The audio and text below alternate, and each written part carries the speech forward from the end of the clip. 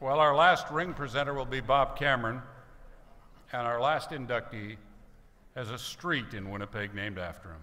Need I say more? Enjoy the induction video of the one and only Milt Stegall.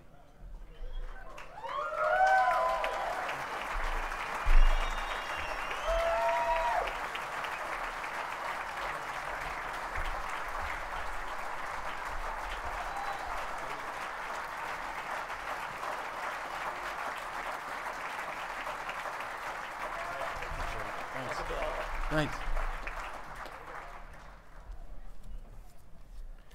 Well, first of all, I have to thank God, and I don't thank Him for this induction. I thank Him for allowing me to wake up every single morning and actually go out and utilize the skills that He gave to me, so I thank Him for that.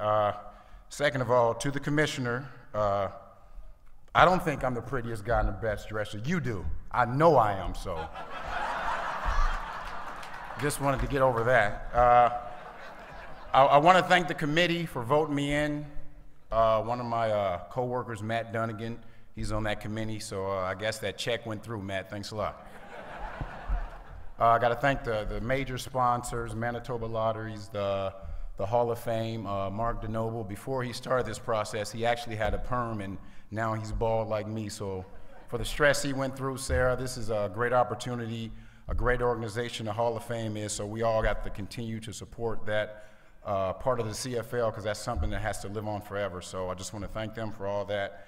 The fact that I'm getting inducted in the Hall of Fame in Winnipeg, in the place where I played my entire career, it's truly a blessing. This organization has done so much for me, from the media, the way they treated me. Every now and then they did have to write something bad about me.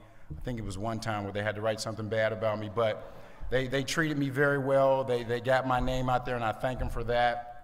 I mean, Brad Foddy, Jeffrey Bannon, Jerry Mislowski, everybody in the organization, they did so much for me. They allowed me to be the person I am today. They did a bunch of things for my family.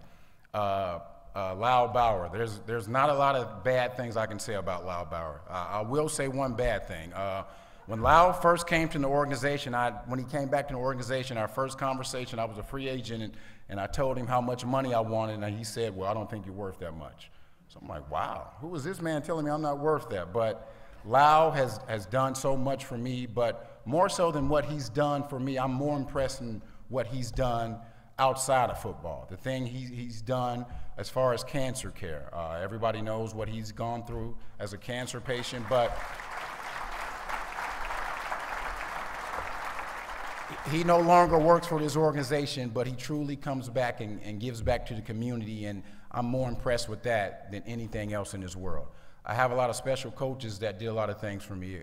Bobby Dice, who was my receiver coach for many years, and when Bobby Dice first came to be my receiver coach, he was a young rookie coach, and he didn't know much, but being the person I was, we learned a lot together. And Bobby Dice is now moving up the ranks. He's an offensive coordinator, so I thank him a lot for the things he did for me. For Paul LaPolice, who was my offensive coordinator for 2 years, and under Paul LaPolice, I was able to score 38 touchdowns and garner 3,000 yards. And when I first met Paul, I thought he was a player, because at the time, he was younger than me. He's still younger than me. He looks old enough to be my father now, but that's what happens when you become a head coach of the Winnipeg Blue Bombers. So, but he helped me a lot in my career. He allowed me to flourish as a player, and I thank him for everything he did for me. For Dave Ritchie and Doug Berry. And don't get me wrong, I enjoyed all my head coaches and all my coaches, but these coaches that I'm talking about are coaches that are really influential on my life outside of football, beyond the X's and O's. These are the guys who really allowed me to become a better person and showed me what being a family man is all about. And that's what I'm more impressed with than anything that can be done on the football field. And to the fans of Winnipeg, and there's not much it's just overwhelming. I have a fan here who's sitting right here, Wayne, who came all the way from Vancouver. And he would drive sometimes from Vancouver to Regina for the Labor Day Classic. He had these big Great Danes in his car with him and his little small Jeep truck, and that's what the fans of Winnipeg are all about. There was a 14-year marriage that I had with these fans of Winnipeg, and every day was like a honeymoon. Not a honeymoon like me and my wife went on, but it was a special honeymoon. And now that I'm retired, that honeymoon just continues on every time I come back to Winnipeg. This is not always, like I always say, this is not my second home, but my other home.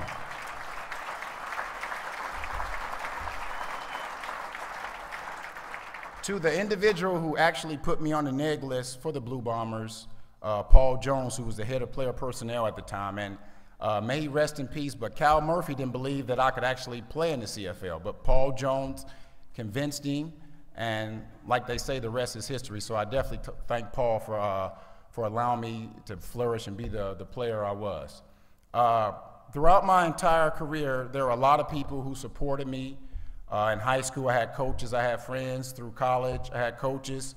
In NFL, there was a guy named Wayne Boxmiller who believed in me, who allowed me to play some years in the NFL. But there's one person who supported me throughout my entire football career, and that's my buddy right here, Jerry Wilkerson. And he literally started playing football with me from day one. He was my first quarterback when I started playing football, so I always say he had the easiest job in the world. He just handed off to Milt Stegall and watched him run for touchdowns. So, but he's the one individual that supported me through everything. And there's one story, I'll never forget this for the rest of my life. We were in high school, and he stopped playing football after his maybe like 7th or 8th grade year, but he continued playing basketball, and we're playing basketball, and we're on the reserve team. And, you know, I was good enough where I got moved up to the varsity team. And all the other players were mad, they were jealous, they were like, how is he getting moved up? But Jerry was the one guy who said, I not only deserved it, and he was happy for me in that vein, but he was also happy because he knew he'd get more shots because I took all the shots on the team. So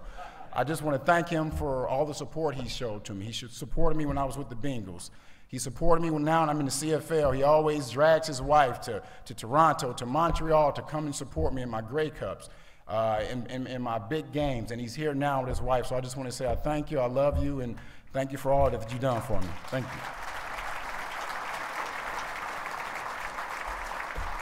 My brothers and sisters weren't able to make it, but they also were very supportive. When my parents couldn't make it to my events because they were out working to provide for 5 kids, my brothers and sisters were always take their place, taking me all over the state of Ohio, taking me to my events, so I thank them for that.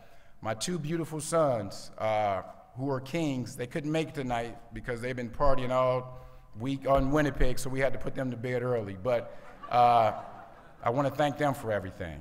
To my parents, my father, who's no longer here, was my biggest fan. And he died when I was almost 18.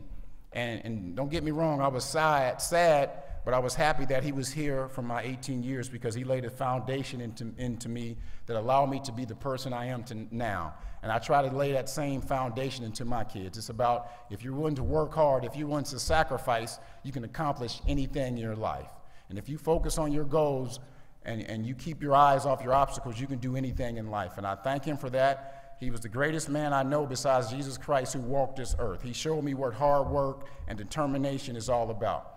To my beautiful mother, and I say beautiful because people always ask me where I get my look on my mother.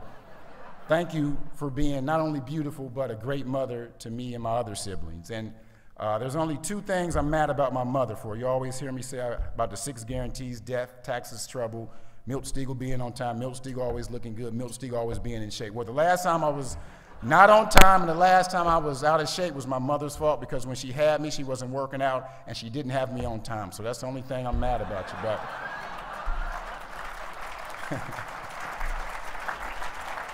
my mother is a very special individual. She's very strong.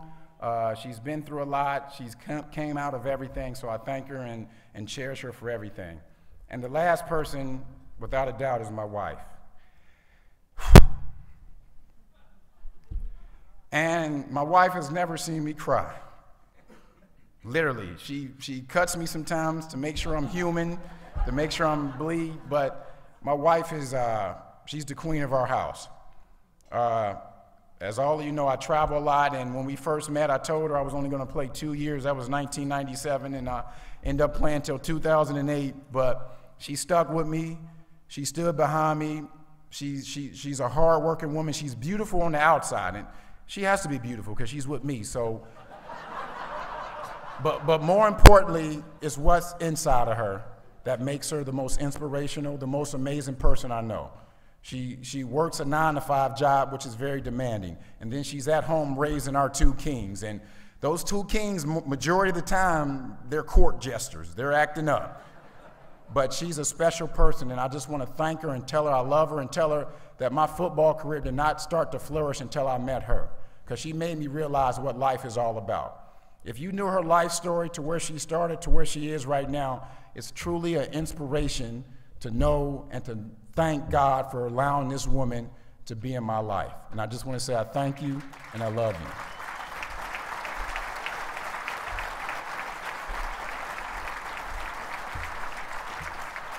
you. In closing, I just want to say the CFL, every single fan, every single coach, every single player, every single owner is something that I will remember for the rest of my life. These 14 years that I had in the CFL was something that will be with me, that I will cherish. My youngest son was born here in Winnipeg. This is truly a blessing to have been involved in this organization. To these other 6'5" men and Tyrone who's in heaven, this is the greatest CFL induction class ever, and I'm just happy to be a part of it. Thank you very much.